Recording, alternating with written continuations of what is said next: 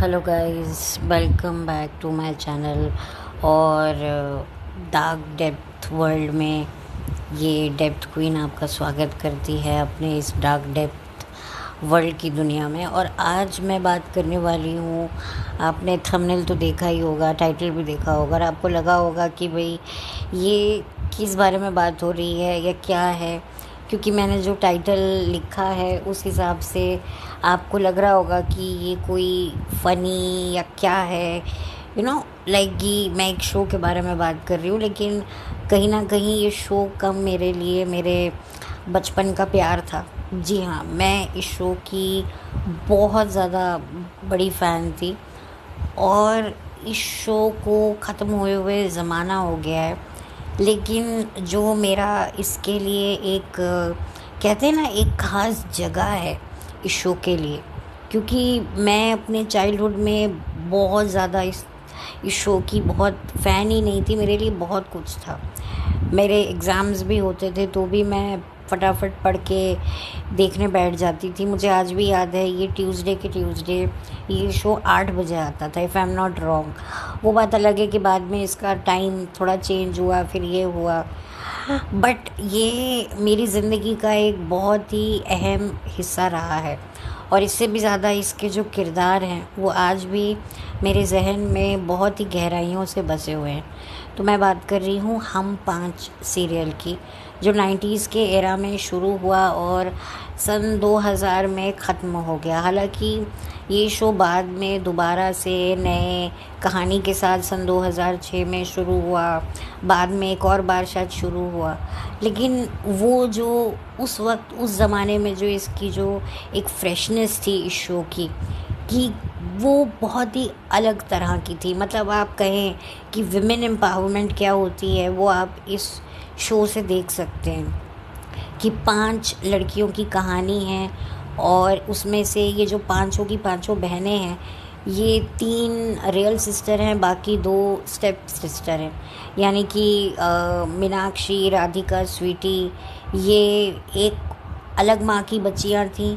और जो काजल है और छोटी हैं, ये बीना नाम की महिला की बच्चियाँ थीं, जो उनकी माँ प्ले कर रही थी शोभा आनंद। ये शोभा आनंद का character one of the most love step mom का है, क्योंकि जिस तरह की कोऑर्डिनेशन, प्यार जो बीना का दिखाया है अपनी स्टेप्स डॉटर्स के लिए, सॉरी, वो काबिल तारीफ़ है। मतलब पांचों की पांचों ऐसी रहती थी मानो दूध में शक्कर की तरह, कि पता ही ना चले कि सगा कौन है, सौतेला कौन है। तो ये सबसे ज़्यादा इस शो की खूबसूरत बात थी। हम अक्सर एक सौतेली माँ को गलत निगाहों से देखते हैं, लेकिन एकता कपूर ने ये एक शुरुआती दौर में एक बहुत अच्छी चीज़ दिखाई कि एक स्टेप मदर है और उसकी खुद की भी 2 बच्चियाँ हैं, लेकिन वो अपनी बाकी स्टेप सिस्टर से भी, सॉरी मैं बार बार स्टेप सिस्टर कह रही हूँ, स्टेप बेटियों से उतनी ही मोहब्बत करती है जितनी वो अपनी सगी बेटियों से करती है। तो इतना प्यार दिखाया गया है, तो वो काबिल तारीफ़ है। और शायद मुझे यही एक वाहिद एक स्टेप मॉम है दुनिया की जो सबसे ज़्यादा पसंद थी। और आनंद माथुर नाम जो इस कैरेक्टर का था, जो प्ले किया था अशोक सराफ जी ने, जो मराठी इंडस्ट्री के और हिंदी फिल्म इंडस्ट्री के जाने माने अभिनेता हैं। और ये बहुत ही ज़्यादा लवेबल कैरेक्टर, लवेबल फादर के तौर पे जाना जाता है। इनकी पहली वाइफ का किरदार निभाया था स्वर्गीय प्रिया तेंदुलकर जी ने, जो बहुत ही तस्वीर में रहती थी और अपने पति से तस्वीर में बात करती थी। तो ये बहुत ही एक अच्छी कॉमेडी दिखाई गई थी और बहुत ही जेन्युइन शो था। अच्छा, इसमें मैं बात करूँगी पांचों बेटियों के बारे में। पहली बेटी, जो बड़ी बेटी मीनाक्षी का किरदार निभाया था वंदना पाठक ने। मुझे बाद में पता चला, इनफैक्ट अभी पता चला, कि जो सारा भाई में जो मधुसूदन फूफा बनते थे वो वंदना पाठक के रियल फादर हैं, मतलब उनके असल ज़िंदगी में पिता हैं। और ये जो मीनाक्षी का कैरेक्टर है, ये कई बार रिप्लेस भी शो में हुआ। जैसे राधिका का कैरेक्टर है, वो पहले जो तारा सीरियल में जो क्या बनती हैं, मतलब शीना का कैरेक्टर प्ले करती हैं, वो करती थी। और उसके बाद फिर विद्या बालन आई, फिर एक और एक्ट्रेस आई जो घर एक मंदिर में कैरेक्टर प्ले करती थी, वो कैरेक्टर ने भी प्ले किया था राधिका का रोल। तो और उसके बाद जो है स्वीटी का जो रोल है वो किया था राखी विजयन ने, जो पर्सनली मेरा बड़ा फेवरेट कैरेक्टर था।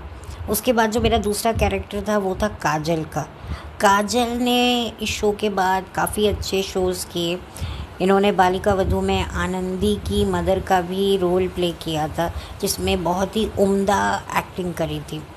और उसके बाद लास्ट कैरेक्टर था छोटी का, यानी कि वो जो सबसे छोटी लड़की थी उसका नाम छोटी रखा हुआ था, जो जिसकी शक्ल मेरी एक जानकारक से मिलती थी, तो मुझे उनको देखकर उन्हीं की याद आती थी। तो बहुत ही ज़्यादा एक फैमिली ओरिएंटेड कॉमेडी शो रहा है। मेरा पसंदीदार तो काजल और स्वीटी थी, सबसे ज़्यादा मुझे स्वीटी पसंद थी। स्वीटी का जो गाना गाकर दरवाज़ा खोलना, शाहरुख जी करना, basically she is a very, उसको हटेली हटेली बोलते थे और वो लिटरली शादी के लिए पागल लड़की थी। और मुझे किसी ने बाद में बताया कि इनकी जो राखी विजयन की शादी रवीना टंडन के भाई से हुई है।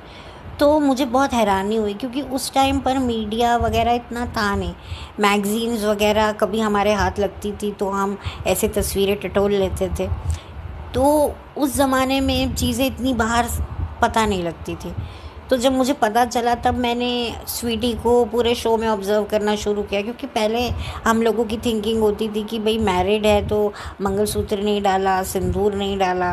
तो एक दिन मैंने ये नोट करना शुरू किया कि कुछ समय से जो स्वीटी का कैरेक्टर है वो फुल बाजू की शर्ट पहनती थी और नीचे जीन्स पहनती थी, जो चेक चेक वाली जो मेल शर्ट्स नहीं होती जो लड़के पहनते हैं, वो आगे से बंद भी हो जाती है, स्लीव्स में बटन होते हैं। तो मैंने ये देखना शुरू किया कि उसने इस तरह के क्यों डाली है, बट ठीक है।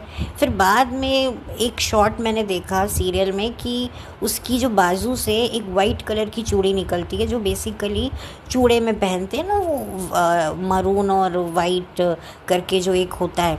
हालांकि उस ज़माने में बड़े बेसिक से चूड़े आते थे, अब तो इतने फैंसी चूड़े आते हैं कि भाई समझ में ही नहीं आता कि क्या है क्या नहीं है। इतने कलर के आजकल पिंक बहुत फैशन में है, ऑरेंज है, पता नहीं क्या क्या है। मैंने चूड़े से भी रिलेटेड एक शॉट डाला है, आप देख सकते हैं, अभी हाल ही में डाला है।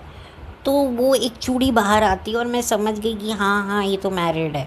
आप सोचिए कि उस एज में मैं बहुत यंग थी। तो ये शो अपने आप में मेरे लिए एक बहुत ही ज़्यादा it's like a part of my life. मैं इस शो के बारे में जितना बात कर सकूँ कम है। इसके कुछ एपिसोड्स हल्के हल्के आज भी मेरे जहन में हैं, और हर बार, क्योंकि वीकली शोज़ आते थे, हर बार एक नई कहानी होती थी। बहुत रेयर होता था कि कहानी अगले हफ्ते भी कंटिन्यू होती थी।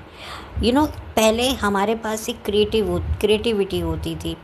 अच्छा, इसमें एक एपिसोड में सौरभ शुक्ला भी आते हैं, जो शायद अप्रैल फूल वाला एक एपिसोड बनाते हैं, जिसमें आनंद माथुर को रिप्लेस कर दिया जाता है, ऐसा बोलते हैं। लेकिन बाद में जो है वो वापस आ जाते हैं, क्योंकि वो एक अप्रैल फूल एपिसोड होता है।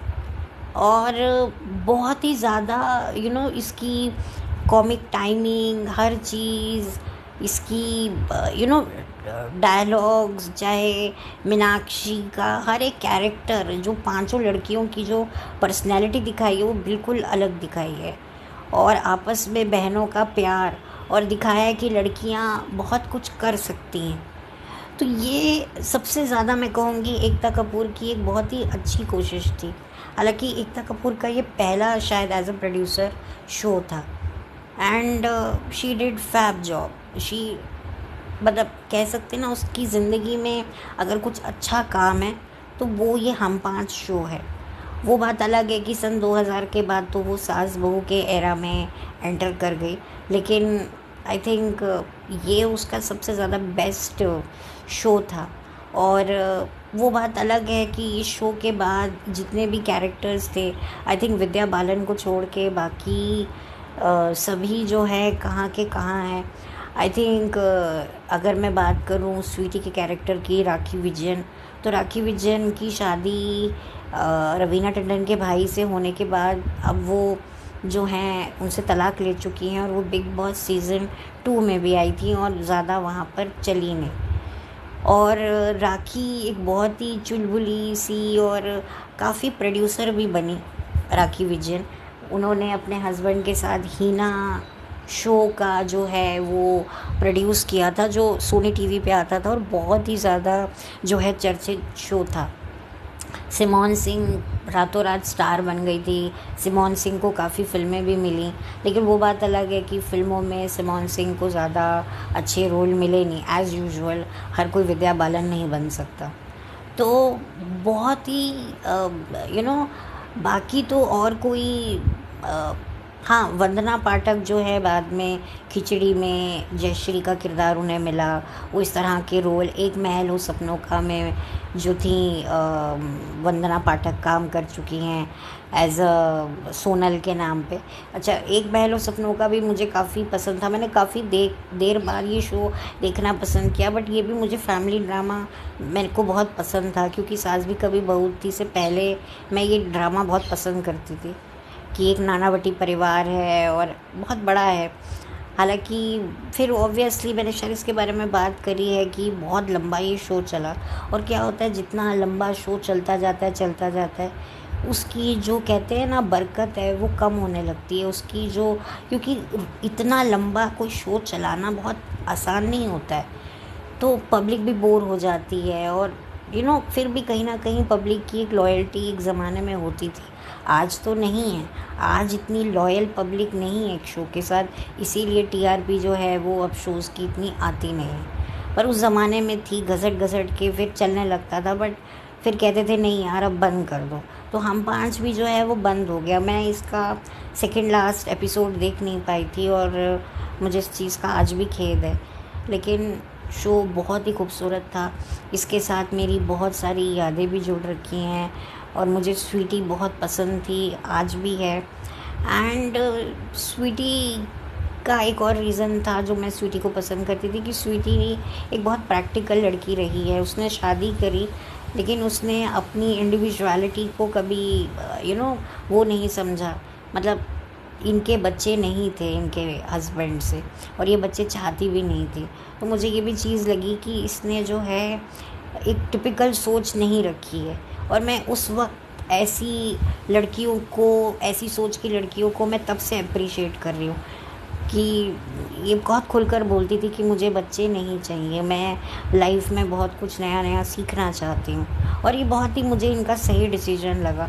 आज इनका सेपरेशन अपने हस्बैंड से ऑफिशियली हुए ज़माना हो गया है और ये अपना लाइफ में काम कर रही हैं। अभी भी ये शोज़ करती हैं, इन्होंने छोटे मोटे शोज़ इनको मिलते रहते हैं, लेकिन मेरे लिए तो ये एज हमेशा स्वीटी ही रहेंगी। और इनका वो हंसना, इनकी ड्रेस सेंस मुझे बहुत अच्छी लगती थी, जो ये लॉन्ग एक वन पीस ड्रेस पहनती थी, और जो एक कहते हैं ना फुल स्लीव्स का जो शर्ट पहन के जीन्स पहनना, ये मुझे इनका स्टाइल बहुत अच्छा लगता था। 90s की एरा की जो एक्ट्रेसेस थी, जो टेलीविज़न एक्ट्रेसेस थी, उनके स्टाइल मुझे बहुत अच्छे लगते थे। वो जो ऐसे चोटी करना या सर पे बैंड पहनना और वो लूप वाले इयरिंग्स पहना, हुप्स बोलते हैं ना शायद उनको, वो जो गोल से होते चूड़ी जैसे, ऐसा लगता है आपने चूड़ी अटकाई हुई है गोल से।